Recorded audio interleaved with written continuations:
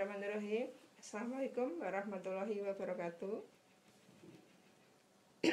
Anak-anak yang saya banggakan, hari ini adalah pelajaran kimia yang kita lakukan secara daring.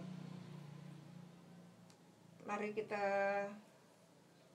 nikmati pelajaran daring kali ini, karena kondisinya adalah masih dalam kondisi COVID-19, berarti kita menyesuaikan. Semoga keadaan ini tidak mengurangi anak-anak untuk tetap belajar.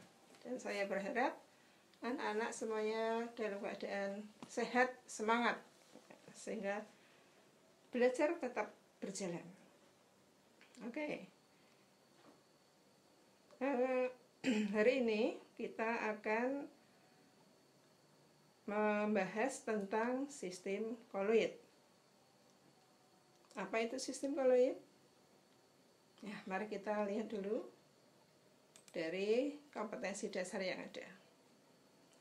Kompetensi dasarnya adalah mengelompokkan berbagai sistem koloid dan menjelaskan kegunaan koloid dalam kehidupan berdasarkan sifat-sifatnya. Kemudian untuk indikatornya adalah 1. Menganalisis teori yang berkaitan dengan koloid, merancang percobaan pembuatan koloid, melakukan percobaan pembuatan koloid, menghubungkan sistem koloid dengan sistem koloid, menghubungkan sistem koloid dengan sifat koloid, maksud saya, terus menganalisis teori yang berkaitan dengan koloid. Oke. Apa itu sistem koloid? Sistem koloid itu suatu campuran di mana keadaannya itu berada antara campuran homogen itu bisa dikatakan dengan larutan, dan campuran kasar atau suspensi. Jadi terletak di antaranya gitu. Contohnya apa? Misalnya susu, keju, darah gitu. Nah, sebelum kita belajar koloid itu kita harus tahu juga di situ ada sistem atau zat yang disebut dengan zat terlarut. Zat terlarut bisa disebut juga dengan zat yang terdispersi. Dimana kalau dibedakan, zat terdispersi itu adalah zat yang jumlahnya hanya sedikit. Kemudian zat pelarut atau disebut juga dengan medium pendispersi itu jumlahnya yang lebih banyak. Sehingga saat kita membedakan koloid itu bisa dilihat dari jumlah zat yang terlibat, yang terlarut atau pelarut, yang terdispersi atau medium pendispersi. Anak-anak, mari kita membedakan dari antara larutan, koloid, dan suspensi. Dari ciri yang ada kita bisa membuat atau ngecek ini mana yang termasuk larutan, mana yang termasuk campuran. Pertama, ada zat yang namanya terdispersi dan pendispersi. Terdispersi itu adalah zat terlarut, di mana jumlahnya lebih kecil daripada zat pendispersi atau medium pendispersi. Maka disebut juga dengan zat pelarut yang jumlahnya lebih banyak. Ini Ibu akan percobakan, akan demo. Ini adalah air kira-kira 100 ml. Terus ini adalah garam dapur, saya larutkan di sini. Jadi ini adalah zat terdispersi. Air ini adalah medium pendispersi. Ini yang terlarut, airnya adalah pelarut. Saya masukkan di sini.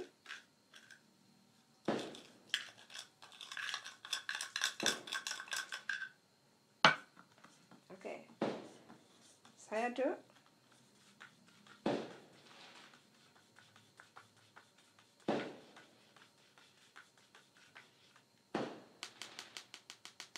Tadi ada 2 fase.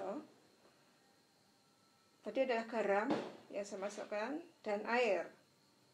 Setelah dimasukkan, garamnya sudah tidak terlihat sama sekali. Nah, itu nanti kita cocokkan dengan sifat dari perbedaan larutan. Ini nanti termasuk yang mana?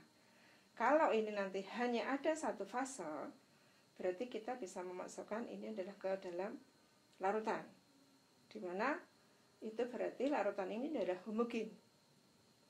Homogen itu bercampur sama rata, tidak bisa dilihat dengan mikroskop elektron. Ini terlihat larutannya bening sekali, tidak ada perbedaan. Oke, ini adalah garam dapur dengan air. Saya kasihkan larutan A namanya. Terus yang kedua, ini adalah ada air, itu medium pendispersinya. Ini adalah dari santan yang tadi berasal dari kelapa yang saya parut, terus diambil santannya. Kemudian ini saya masukkan ke sini, saya campur.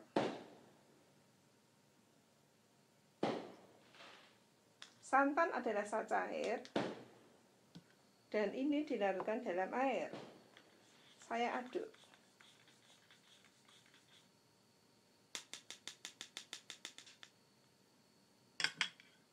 Saya biarkan dulu. Ini larutannya kelihatannya stabil, bercampur. Kelihatannya satu fase. Fase itu adalah wujud zat. Jadi zat cair santan saya masukkan dalam zat cair air. Seperti ini. Diamkan dulu beberapa saat. Kemudian yang ketiga adalah ini tadi adalah air yang keruh. Kebetulan tadi ada hujan. Saya ambil air ini, saya aduk. Kelihatannya ini juga satu fase, satu wujud zat. Ya, seperti ini saya biarkan. Ini larutan yang ketiga. Terus yang berikutnya adalah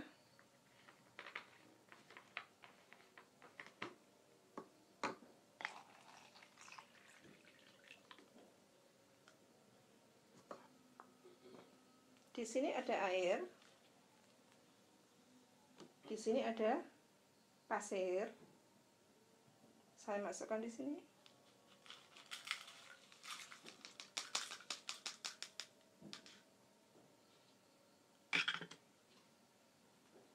Saya aduk.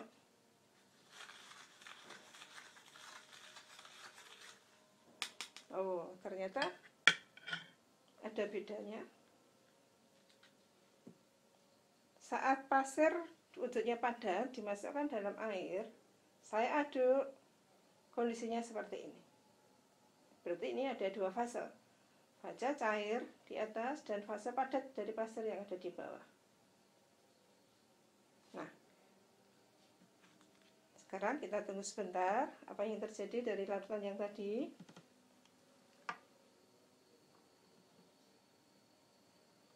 Ini jelas bahwa larutan ini terpisah. Ada dua fase. Kalau misalnya kita saring, itu bisa kita saring dengan saringan biasa. Nah, sehingga nanti kita bisa memasukkan ini termasuk yang sistem yang bagaimana. Kemudian untuk larutan yang C tadi, oh ternyata di atas itu cairannya warnanya jernih. Dan yang bawah itu adalah lebih keruh. Berarti ini larutan tadi tidak stabil, karena setelah dibiarkan beberapa saat ada terpisah larutannya. Ini terpisah. Sehingga ini nanti bisa kita masukkan, kita cocokkan dengan sifat yang ada, maka akan termasuk larutan yang coba nanti kita lihat. Ini tadi air sungai. Terus yang ini belum terpisah, kita biarkan dulu. Dan yang A tadi ini adalah larutan garam dapur. Ini jernih sekali. Nah, ini adalah satu larutan yang homogen. Terdiri dari satu fase, stabil, tidak akan ada endapan di bawah. Dilihat dengan mikroskop elektron pun tidak akan terlihat. Partikelnya sangat kecil, di bawah 1 nanometer maksudnya. Nah, dengan demikian ada 4 larutan, maka bisa kita bedakan ini termasuk yang mana nanti. Oke. Coba kita bedakan di sini. Nah, tadi ada video bagaimana kita membuat, tadi ada demo. Kita melarutkan suatu zat. Ada perbedaan antara larutan, koloid, dan suspensi. Kalau larutan itu tadi dia homogen, tidak dapat dibedakan walaupun menggunakan mikroskop ultra. Itu kalau dikatakan larutan. Sementara kalau koloid itu bersifat homogen jika diamati secara makroskopis, tetapi termasuk heterogen kalau diamati dengan mikroskop ultra. Jadi kalau lebih teliti mikroskopnya, maka dia termasuk heterogen. Jadi berbeda fase maksudnya. Jadi fasenya lebih dari 1. Oh ya, fase itu apa? Fase itu adalah wujud zat. Jadi kalau misalnya air, itu namanya fasenya cair. Kalau pasir berarti fasenya padat. Oke. Kemudian yang suspensi itu jelas-jelas dia fasenya heterogen. Sangat kelihatan bahwa dia heterogen, berbeda fasenya. Misalnya padat dengan cair itu jelas berbeda. Nah, kemudian dilihat dari ukuran partikel. Kalau larutan itu partikelnya kurang dari 1 nanometer. Tapi kalau koloid itu antara 1 nanometer sampai 100 nanometer. Kemudian kalau yang suspensi itu berukuran lebih dari 100 nanometer. Jadi ukurannya besar, kelihatan dengan mata telanjang, itu kelihatan. Nah, tadi kalau larutan itu tadi adalah dari 1 fase, terlihatnya 1 fase. Kalau koloid itu adalah 2 fase, walaupun awalnya itu adalah seperti 1 fase, tapi kalau sudah dibiarkan lama nanti akan terlihat 2 fase. Kalau suspensi itu jelas-jelas 2 fase. Kemudian kalau larutan itu dibiarkan berapa lama pun dia tetap stabil, tidak akan berubah fasenya. Kalau koloid pada umumnya stabil, pada umumnya berarti nanti ada yang tidak stabil atau terlihat ada fase 2 tadi, 2 fase. Kemudian yang suspensi itu jelas tidak stabil. Jadi begitu dicampur itu ada 2 fase terlihat langsung. Kemudian yang larutan itu tidak dapat disaring. Yang koloid tidak dapat disaring, tetapi bisa disaring dengan penyaring ultra. Nah, ini ultra itu harus di laborat ini. Kemudian kalau suspensi itu bisa disaring dengan saringan yang kita punya di rumah, itu saringan biasa. Nah, dari contoh lain apa? Untuk larutan kita bisa melihat contohnya adalah tadi air garam. Bisa juga ada air gula, ada alkohol 70%. Air laut itu juga larutan, karena air laut itu sebegitu banyak garam dan air akan jadi 1, homogen. Kemudian larutan juga bisa. Bensin juga merupakan contoh dari larutan. Kemudian koloid itu untuk contoh bisa dari santan, susu, ada mentega, bisa sabun, mayones. Nah, itu adalah contoh dari koloid. Kemudian suspensi itu bisa tadi untuk contohnya air dengan pasir, itu bisa menjadi contoh suspensi. Terus campuran air dengan kopi itu jelas, campuran air dengan kopi. Nanti kopinya ini yang dimaksud ada kopi tubruk, jadi kopi yang berserbuk itu. Jadi misalnya kita bikin kopi tubruk, kopi dikasih air, itu nanti dalam waktu selang 1 jam kopinya sudah di bawah. Nah, itu adalah suspensi. Kemudian campuran air dengan minyak.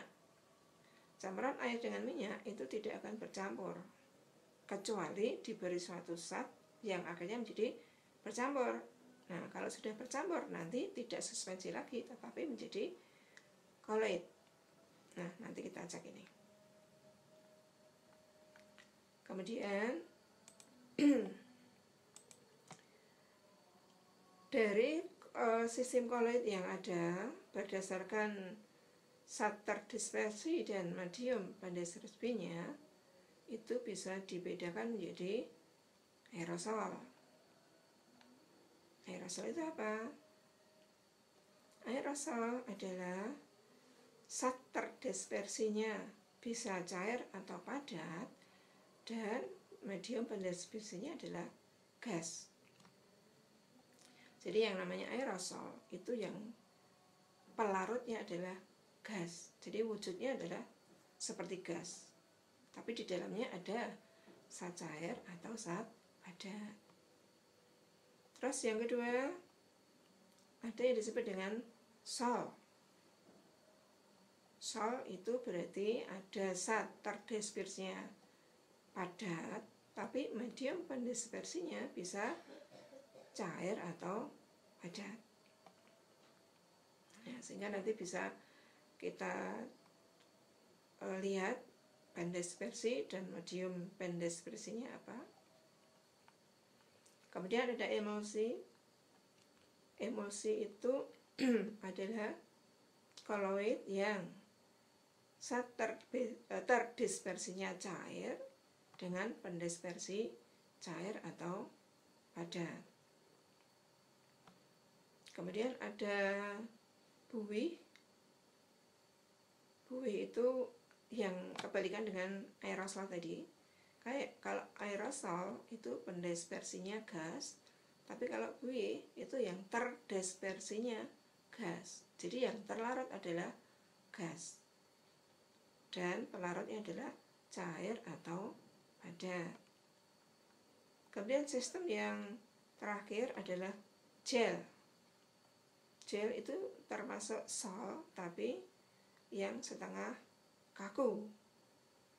Jadi tadinya adalah seperti sol, jadi padat terlarut dalam cair, tetapi lama-lama nanti akan membentuk bentuk yang setengah kaku.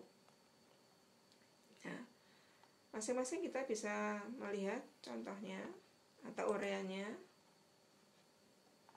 Jadi ini tadi ada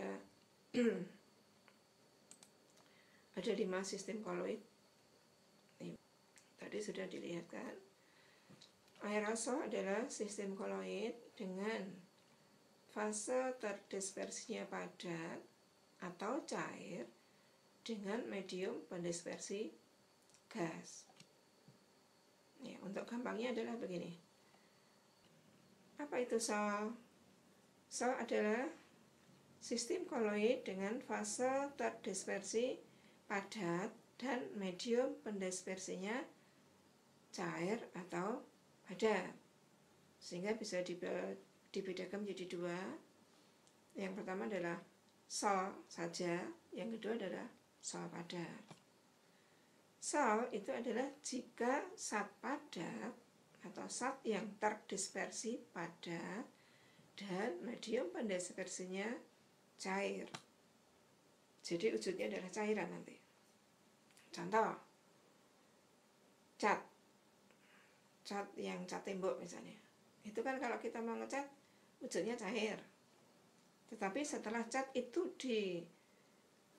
dipakaikan di tembok itu, maka wujudnya tidak akan cair lagi. Wujudnya sudah berubah menjadi warna yang menempel di dinding tembok. Nah, berarti ada zat padat yang mengandung warna, itu adalah yang terlarut di dalamnya. Berarti ada zat padat. Terus contoh lain adalah tinta tulis. Tinta tulis itu wujudnya cair, tapi setelah dipakai, warna dari tinta itu akan nempel. Bisa di kertas, bisa di whiteboard itu. Nah, itu termasuk sol. Terus yang kedua adalah sol padat. Kalau sol padat berarti nanti wujudnya juga padat. Jadi jika terdispersi zatnya itu padat dan medium pendispersinya juga padat. Oh, kok bisa padat dalam padat? Oh ya, contoh apa? Ini perhiasan emas misalnya. Kalau kita pakai perhiasan emas, itu tidak mungkin emas semuanya, kecuali memang pesanan emas 24 karat misalnya. Tapi kalau perhiasan emas itu biasanya ada campuran, sehingga emas itu kalau dipakai bisa kuat, tidak melengkung-melengkung gitu. Nah, itu perhiasan emas misalnya. Kalau gelang dan sebagainya itu adalah campuran logam. Misal campurannya adalah tembaga. Nah, itu sudah menjadi zat padat tembaga terlarut di dalam emas. Zat padat emas. Nah, itu. Jadi zat padat terlarut dalam zat padat. Kemudian contoh lain adalah paduan logam atau sendok makan. Sendok makan itu ada banyak logam yang terlibat di situ. Ada krom, ada nikel, ada besi, dan itu dicampur agar punya kekuatan dan mempunyai sifat yang baik, misalnya tidak berkarat dan sebagainya. Nah, itu adalah sol.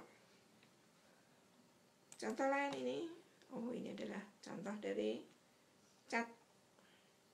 Ini adalah contoh dari sabun. Oh ya, kenapa sabun termasuk sol? Ya, kembali. Berarti di situ ada zat padat terlarut dalam zat padat. Nah, seperti itu. Kemudian sistem yang berikutnya adalah emulsi. Emulsi itu adalah suatu koloid di mana fase terdispersinya adalah cair atau yang dilarutkan adalah cair, dan medium pendispersinya adalah padat atau cair. Jadi cair terlarut dalam cair atau cair terlarut dalam padat. Nah, ini kita lihat. Dibedakan menjadi dua macam berdasarkan dari medium pendispersinya. Ada emulsi cair, di mana sistem koloid itu fase terdispersinya cair dan medium pendispersinya cair. Contoh, tadi yang sudah kita percobakan tadi.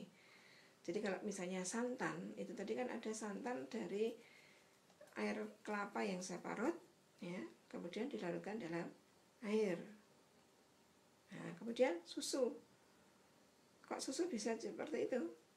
Nah, susu itu ada air yang komponen terbanyak di dalam susu, sehingga ada zat-zat dari protein, lemak, dan sebagainya yang terlarut di dalam air, sehingga ini juga termasuk emulsi cair. Kemudian mayones seperti yang kita makan itu wujudnya adalah cair. Di situ ada campuran, ada minyak, ada lemak, kemudian ada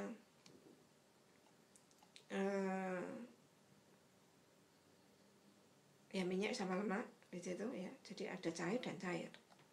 Itu bisa dibuat dari minyak kedelai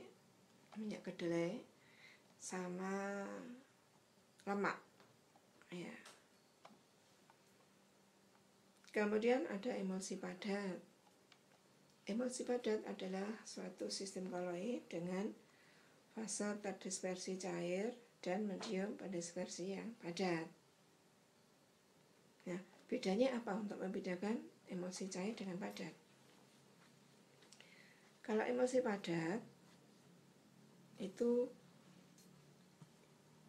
bedanya pada pendispersi.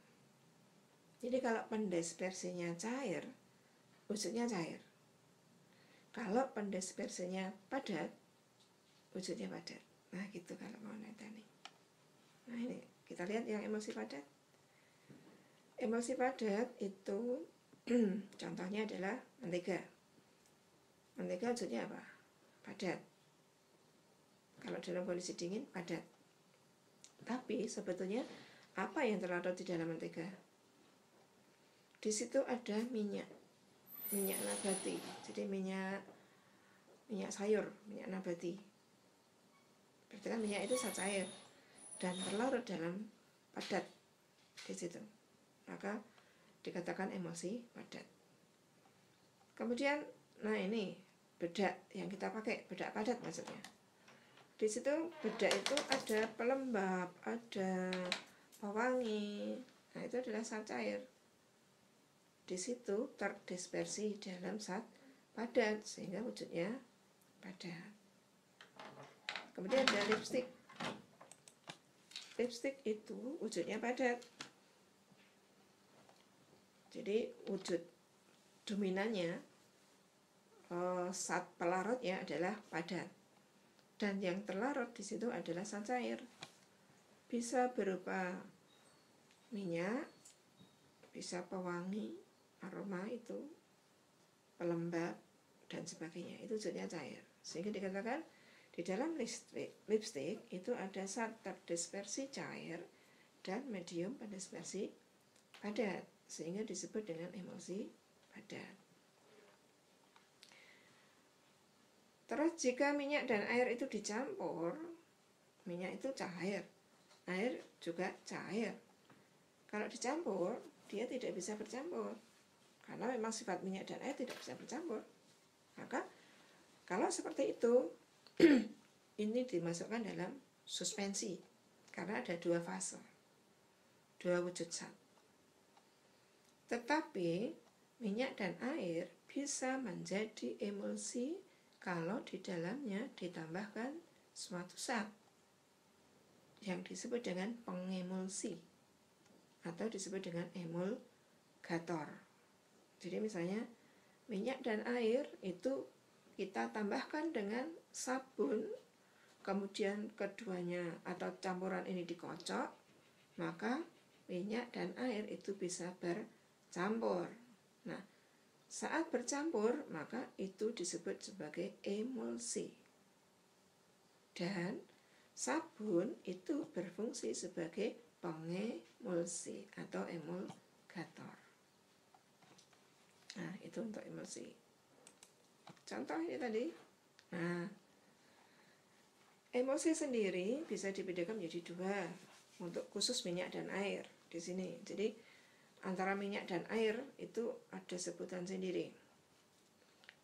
Minyak dan air ada yang punya tipe OV, oil in water. Contohnya adalah susu.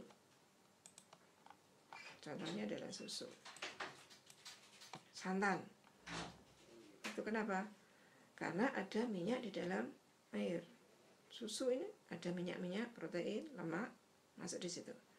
Santan itu juga dari santan hasil perasan dari kelapa parut tadi itu sudah ada minyaknya, sehingga minyak di dalam air ya, maka tipenya adalah OV. Yang kedua adalah tipe emulsi yang disebut dengan WO atau water and oil, yaitu emulsi air dalam minyak. Contohnya minyak ikan atau minyak bumi. Nah, contoh minyak ikan dalam kemasan ini itu di situ ada air tapi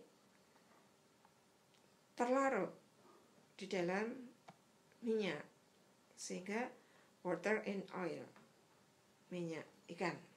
Berarti di dalam minyak ikan ini terlarut atau medium terdispersinya air, medium pendispersinya minyak. Begitu juga untuk minyak bumi. Kemudian fase berikutnya yaitu buih, bukan buah, buih. Apa itu buih? Buih adalah sistem koloid dengan fase terdispersi gas dan medium pendispersi padat atau cair. Nah, buih ini bisa dibuat dari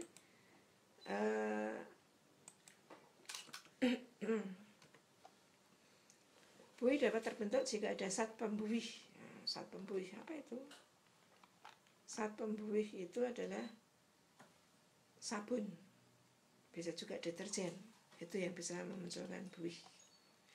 Sehingga ada buih itu ada dua sebutan, ada buih cair dan buih padat. Karena tadi medium pendispersinya bisa cair, bisa padat. Oke. Kita lihat contohnya. Nah, buih cair, apa buih cair? Buih cair adalah sistem koloid dengan fase terdispersi gas dan medium pendispersinya cair. Contoh ini. Kalau kita ngocok telur, putih telur, kita ambil yang putih telur, itu adalah cair. Saat kita kocok, berarti kita memasukkan gas di situ. Ada gas masuk di situ, sehingga wujud dari putih telur tadi sudah berubah seperti busa. Nah, itu namanya adalah buih cair. Karena yang medium pendispersi adalah cair. Berikutnya adalah buih padat. Buih padat itu berarti sistem koloid dengan fase terdispersinya gas dan medium pendispersinya zat padat. Contohnya apa? Batu apung misalnya. Kok batu apung? Ya, kita lihat batu apung. Batu apung itu batunya kalau ditaruh di air dia akan ngambang. Kenapa ngambang? Karena di dalamnya berongga. Berarti kalau dia berongga berarti di situ ada gas. Maka dikatakan gas ini terlarut di dalam zat padat. Gas. Kemudian contoh berikutnya adalah styrofoam. Biasanya untuk tempat makanan. Ini wujudnya sudah padat, tapi sebetulnya dia adalah di dalamnya itu terlarut suatu gas. Nah, jadi di sini sebetulnya ada gas. Dia dilarutkan dalam zat padat, maka wujudnya padat. Nah, seandainya ini dibakar misalnya, maka nanti zat padatnya itu tinggal sedikit karena gasnya hilang. Jadi contoh misalnya satu unit ini kita bakar, nanti kalau sudah selesai itu nanti paling dihasilkan zat padatnya hanya 5 gram paling. Nah, seperti itu. Karena apa? Gasnya sudah menguap. Ya, itu. Jadi dia terlarut di sini. Bentuk yang terakhir adalah gel. Gel ini sebetulnya adalah masuk di sistem sol. Cuma karena bentuknya setengah kaku, maka disebut dengan gel. Dia suka mengadsorpsi, jadi mengikat medium pelarutnya. mengikat, mengadsorpsi medium pendispersinya, sehingga terbentuk sistem koloid yang agak padat. Nah, seperti ini. Bisa jelly, bisa agar-agar gitu. Oke. Nah, itu anak-anak dari materi yang awal di dalam sistem koloid, yaitu membedakan antara sistem dari larutan, koloid, dan suspensi. Yang perlu ditekankan adalah kalau nanti wujudnya gas, berarti medium pendispersinya adalah gas. Contoh apa? Asap, kabut, hairspray mungkin. Nah, itu wujudnya gas, maka dia adalah aerosol, koloid. Itu yang membedakan. Jadi kita bisa tahu perbedaan dari larutan, koloid, dan suspensi. Nah, cukup ini saja. Nanti kita berlanjut pada latihan soal-soal. Kalau ada pertanyaan, nanti bisa lewat grup, bisa kita bahas bersama. Sekian dari saya, cukup sekian. Wassalamualaikum warahmatullahi wabarakatuh.